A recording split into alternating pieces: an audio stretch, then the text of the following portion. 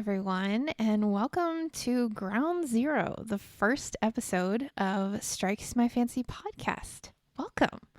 I'm Kaila. I'm your host. Some of you might know me from the former podcast, Good Luck Sleeping.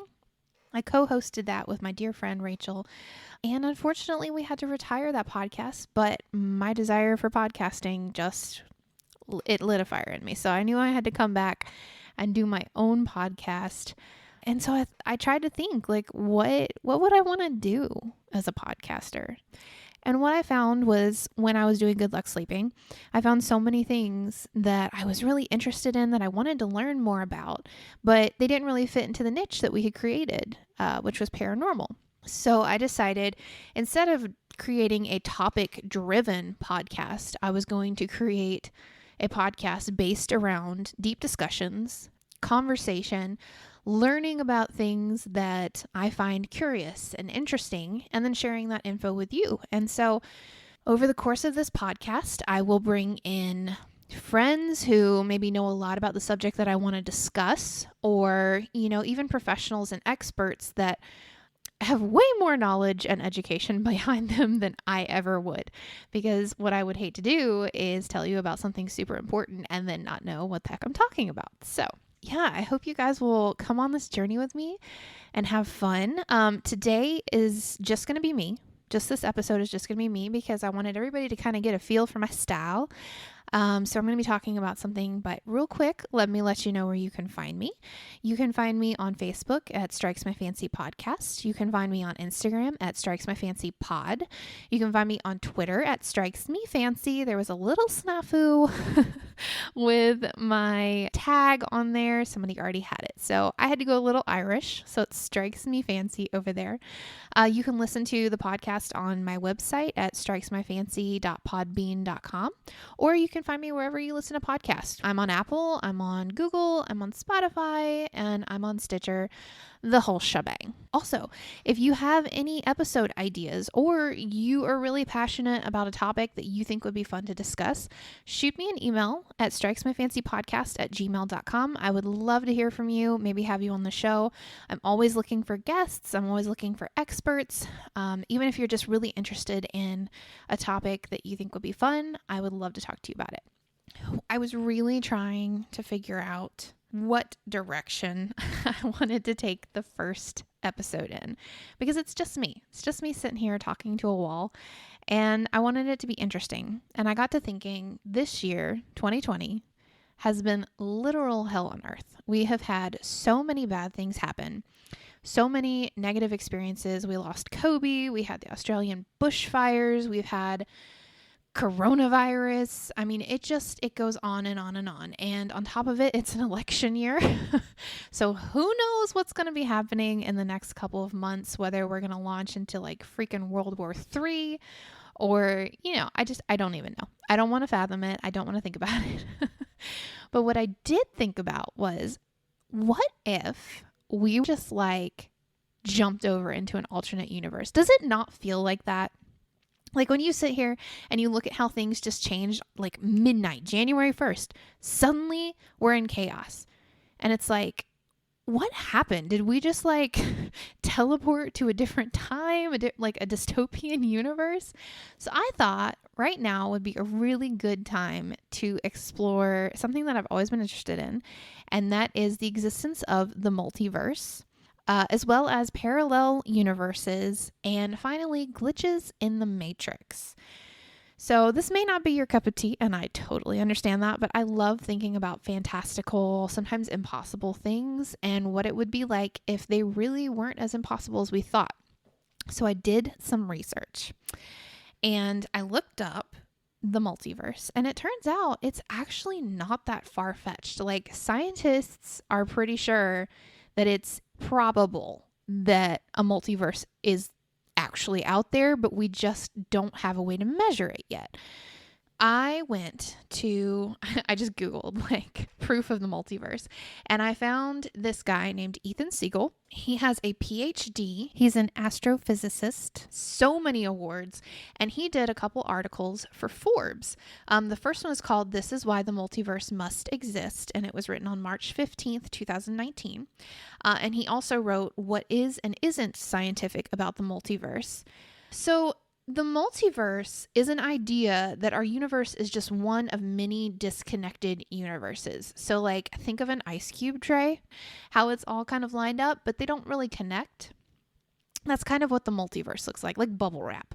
Okay, so we're all just kind of like chilling in this place together, but we can't actually reach out and touch each other or travel to each other.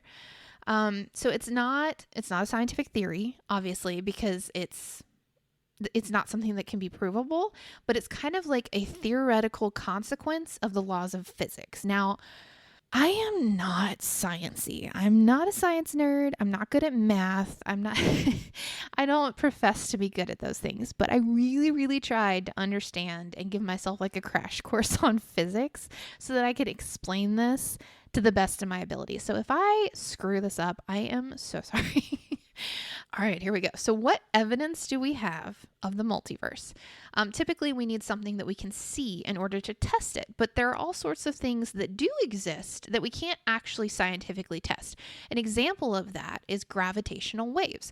So we knew they existed before we could actually detect them because we could see the effects that they had on other planets.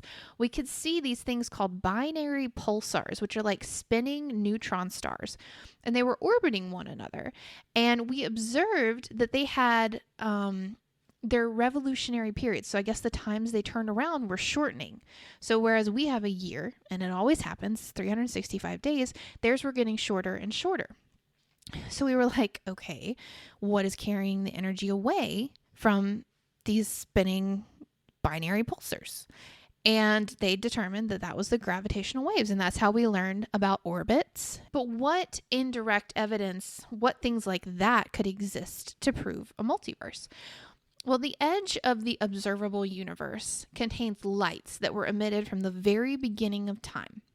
It's called the cosmic microwave background, and no, it's not where you heat up your Hot Pocket. They make specific patterns in the sky. Those patterns have been there since the beginning of time, and so we're able to track them. These patterns reveal density, temperature fluctuations, and even space geometry itself. By observing this stuff, we know that space doesn't curve up like a sphere, and it doesn't curve down like a saddle, but instead it extends out flat, meaning it never curves in on itself, so it never repeats and it doesn't have any gaps. So everybody questions if the Earth is flat. No, but the universe is. So it doesn't prove that there's a multiverse, but two concepts in physics have given us hope that there could be. So there's something called cosmic inflation, and cosmic inflation is basically the expansion of the universe. Now, the origins of the universe are different depending on what you're reading. If you are religious, you may believe in a higher power creating the universe. If you are heavy into science, you may believe in something called the Big Bang. Or you may believe that a higher power used the Big Bang to create the universe. Whatever you believe, the multiverse is based on the theory that the Big Bang occurred, okay? So cosmic inflation is when the universe just expands, and eventually it gets so hot that it blows up and creates the universe that we have, okay? So we do know that the universe itself is expanding. We can measure properties about galaxies and learn their distance, how fast they're moving away. This is called general relativity. Okay, going back in time, we can see the universe in the past was much more uniform. It was dense and hotter, kind of like Karen from Mean Girls. No, that was a bad joke. I'm sorry. This lends the idea that the Big Bang could have happened through cosmic inflation because it didn't just start off, like something had to build up. So these things were there, they were dense, they were close, they were bumping into each other, pissing each other off, and eventually it blew up into the Big Bang and created the universe that we have today. So if cosmic inflation were the only thing, then we would just have the Big Bang, the universe would exist, and that would be it. That would be the extent of our universes. But then you have to take into account the other concept in physics that gives us hope, and that is quantum physics, which means that the universe is rolling like a ball, okay? It's constantly moving, it's constantly expanding. But when you bring quantum physics in, it turns it into like a bell curve. So this ball will go rolling across the flat surface until it hits the curve, and then it crashes down into a valley. And that is when it explodes into a big bang, which then creates another flat part. Okay. And so it keeps rolling. It's got its momentum. It's like a snowball. It keeps going until it crashes down into the next bell curve, and then it explodes again. Okay, so this matter is constantly rolling down hills, exploding, creating something new, rolling down hills, exploding, creating something new. So it just keeps going, and each time it expands into a new universe, and it branches out. It makes more and more and more. So it's just constantly growing, expanding, blowing up. Okay, so that is the idea of how the multiverse came to be. The cosmic inflation pushes it around, it explodes, creates something else, branches out, and it just keeps going, kind of like this network of universes. So then this leads us to the thought of parallel universes. Now, these are really common in comic books, fiction. I mean, Hollywood has really clung to the idea of parallel universes. The information I found on parallel universes it's on space.com. It's by an Elizabeth Howell. May 10th, 2008 was the date of the article. And she actually referenced Ethan Siegel, and he provides at the end kind of a argument against multiverses and parallel universes. So the parallel universe theory is that because of this matter creating and expanding, it's likely that there is another you out there. And I personally love this theory because I would love to think that there's another Kaila out there living her best life on like planet Zerg or something, okay? I don't know. So the idea behind parallel universes is that the space-time is flat, and that means that the number of possible particle configurations in these multiple universes would be limited to a mathematical amount. Okay, so once there's a finite number of particles, that means that arrangements must repeat, meaning there's an infinite amount of universes just like ours with infinite amounts of you, varying only by one particle, one small but significant change. I mean, think of how many U's that would be. That'd be so many. When you talk about parallel universes, they're divided into different types, okay? So the first type is the infinite universes. So this is basically if the universe is flat and it goes on forever, there could be any number of universes, and it's possible they could be repeating themselves, making copies of us too. So this is kind of that theory like when it creates a new universe, it creates a new you, and that new you is living a different life than you, but on the same planet in a different universe. So it's like a carbon copy. Then they've got something called bubble universes, and this comes from the idea of eternal inflation. So some areas would have a big bang and then stop, while others would continue to expand. Now, this would require that on these different universes, maybe the laws of physics there operated differently, because we don't know. We can only observe what's happening in our universe. So it could be that these other universes operate differently once they explode. They create a whole new version of physics. So then some would stop, some would keep going. Then there's daughter universes. These are based on quantum mechanics, and they follow the laws of probability. So the idea is for every outcome that could come from one of your decisions, there would be a different universe in which each outcome happened. So say I am driving a car and someone runs out in front of me.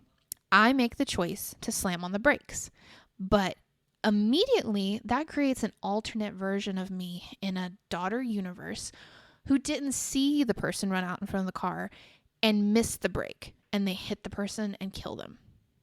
Alternately, there's another version of me that hit the person and they didn't die.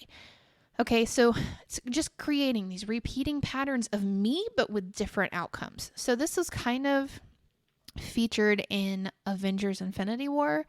When they're like trying to get the gauntlet stones from all these places, they were trying not to affect time because it was going to create different versions of them. Okay. So that's what the daughter universe's theory is. Then there's the mathematical universe, and I'm going to admit to you, I don't really understand this one, but I'm trying, okay? So it says the structure of mathematics may change depending on which universe you reside. So it's kind of like the law of physics would change. So would mathematics. So that would mean that there could be a universe that exists without any humans at all. Apparently, we're mathematical. I didn't know that until just now. But yeah, knowledge. Okay, anyway. Okay, so then the arguments against the multiverse and parallel universes. First of all, scientists claim to know the Earth's age, meaning it does have a finite amount of years, and universal expansion, which limits the amount of parallel universes possible. So if it follows the theory of the cosmic inflation, which is the rolling ball creating big bangs and then moving on, that means that there are different rates of inflation, and that limits the possibility of universes similar to ours. So it cuts down on the possibility of there being parallel universes because it hasn't had enough time to start repeating, if that makes sense. So even if it created another you would be at a different point in time because you're not repeating yet. It's just kind of a carbon copy of you doing different things. So not truly parallel. So in addition to that, unless inflation, this cosmic inflation, has been happening infinitely, there wouldn't be parallel universes out there. You can't have a parallel universe and this multiverse thing without the cosmic inflation, okay? So that just means that you have to make the choices that work for you and live without regrets. You got to make the most of this life just in case it is the only life you'll ever have. And I mean, even if there is another you somewhere out there in the multiverse, you're probably never going to know it. So this life is literally all you've got. So make the most of it. Okay, now this one is like really hard for me to buy into, but it was so fun to research and think about. And I actually have like people's personal experiences where they think that they've experienced a glitch in the Matrix. Okay, so we're going to talk about that at the very end. But first I want to explain what is a glitch in the Matrix. The terminology came after the movie The Matrix came out, and it refers to a mistake or an irregularity. It can present like deja vu, which is feeling like you saw or experienced something twice, and it may point to the idea that we are living, are you ready for this? Living in a computer simulation. So, okay, I love The Sims. I have played The Sims for years. I played Sims 3. I am addicted to Sims 4. So the thought that like somebody could be controlling me, I mean, I've literally had those moments where like I'll just do something so ridiculously stupid and I'll just sit there and think, who is controlling me right now? Who is in control of this body? Because I could not make myself do that. So that's kind of the thought. Is that we are in a simulated universe and somebody, whether it be aliens or a higher being, what have you, is in control. Now, there's the theory that a higher civilization has developed faster, been around longer. Like they have reached the point that they created the technology to create a simulation. Okay. Technically, somebody theorized that it would take 10 different steps to get to the necessary point where we could create a simulation that we could live in. And supposedly the Earth is in the 5th step. So we're halfway there, you guys. We are halfway there. And they theorize that in the next couple of centuries that we could even achieve this simulation. Okay. I don't know that I believe that, but it's still crazy to think about. Would you rather live in a world that's not simulated or live in a computer simulation where you can like figure out the game and, you know, play it and win or whatever? I mean, that would be so cool to like get achievements. Or then would it just be like Sims and you get trapped in a freaking room because they remove the door? I mean, I don't even know. Okay. So let's talk about the science behind the simulated universe theory. So they're thinking perhaps the world ended, you know, this apocalyptic stuff. Like, The world could end. I could see that happening with the way 2020 is going. I could see it happening. So now we live on within this virtual reality. There's all those movies talking about how we go to space and we live on a space station. No, we live inside a simulation. Quantum indeterminacy, that's another sciencey term for you, is the idea that a particle is one of multiple states and you don't know which until you observe it. So if you've heard about Schrodinger's cat, this was an example that Erwin Schrödinger theorized. If you put a cat in a box, there's a 50% chance it's alive, as well as a 50% chance that it's dead. But you won't know until you look in the box. Quantum indeterminacy means the cat is both alive and dead until someone opens the box to observe it. So until it is observed, it exists in multiple states. This kind of follows along, crazy enough, with video games and simulation, because rendering all pixels in a game at once would make it unplayable. It would be too much. It would overload the computer. You couldn't do it. So the theory is pixels only render when being observed, which we know they do. So it would be just like us. Like, I would not be alive or dead until somebody actually observed me, and then suddenly, hopefully, I'm alive. But that's how quantum indeterminacy works.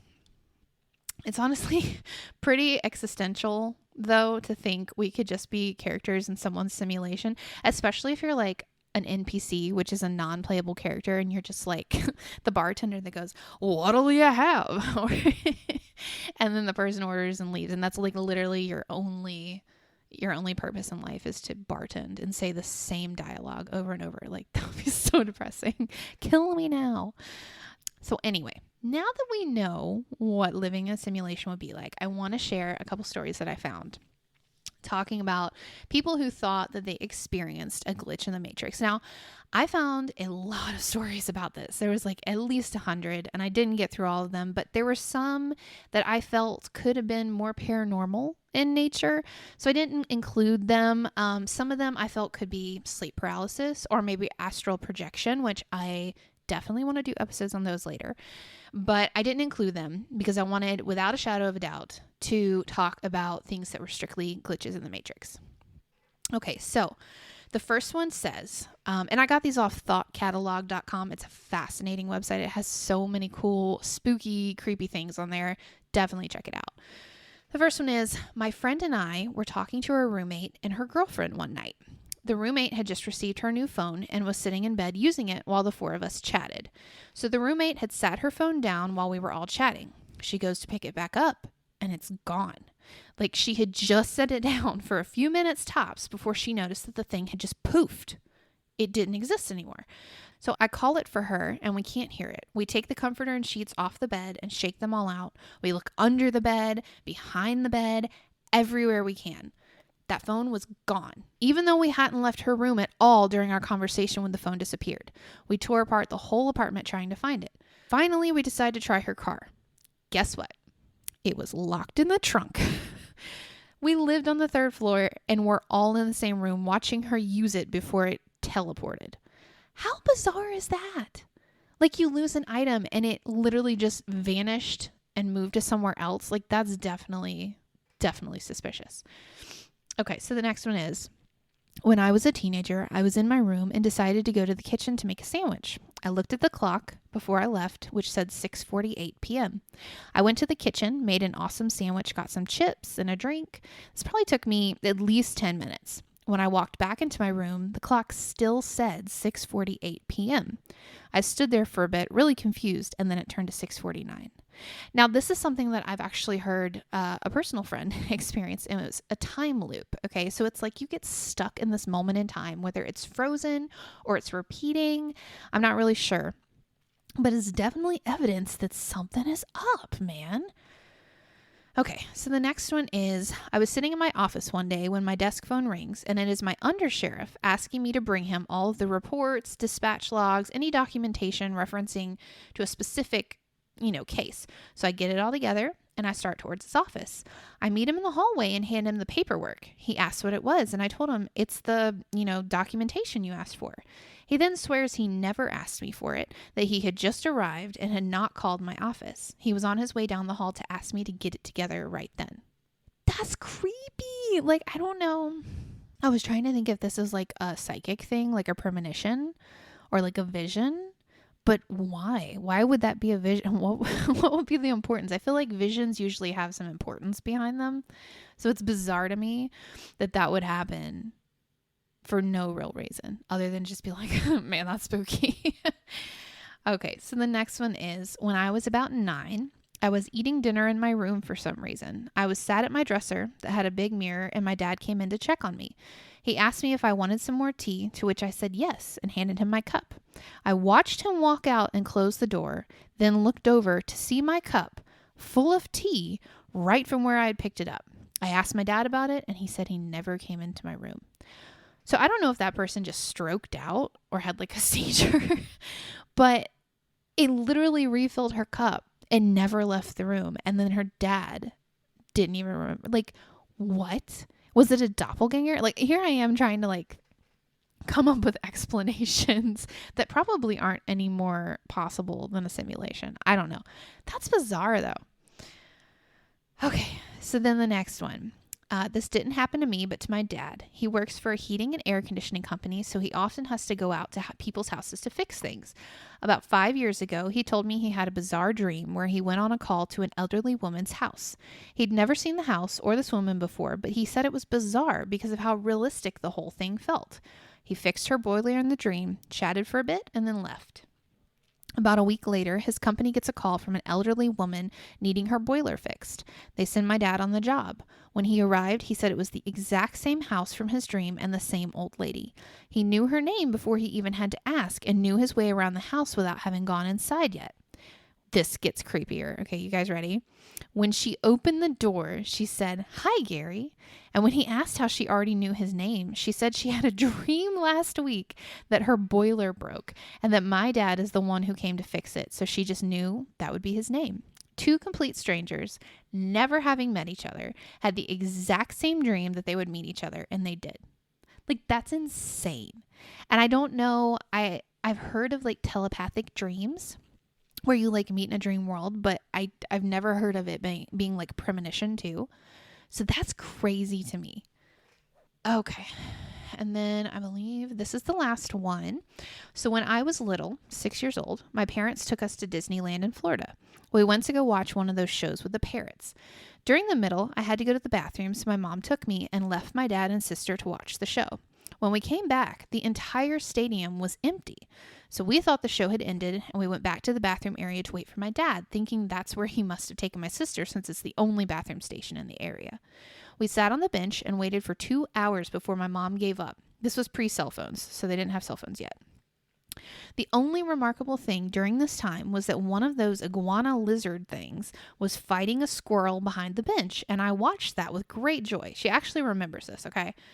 We did some other stuff and then went back to the hotel room to wait for them. The entire time, my mom was annoyed at my dad, saying it's so irresponsible of him. A few hours after we got back to the hotel room, my dad and sister, who is a year younger than me, came back, and obviously they started arguing, both saying they were waiting for the other at the bathroom. Me and my sister, on the other hand, started telling each other about the lizard and squirrel we saw fighting. Apparently, both of us saw what happened from the exact same vantage point on that bench. My parents stopped to listen to us and asked us to clarify. We both saw the same lizard, same squirrel, fighting from the same point on the bench. That's like some parallel universe crap, like teleported right in the middle or something. So anyway, have you guys had an experience where you felt like it was a glitch in the Matrix? I don't think I've had anything like that. I would be really wigged out if I did.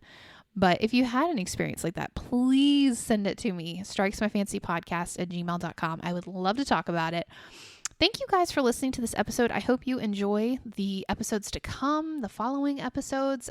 We have a lot coming on this podcast. We're going to do a mental health series, and it's basically like free therapy. So definitely recommend you listen to that. We're going to be doing a lot of fun things. So thank you guys for your support and for listening. And as always, Question everything, never stop exploring, and stay curious.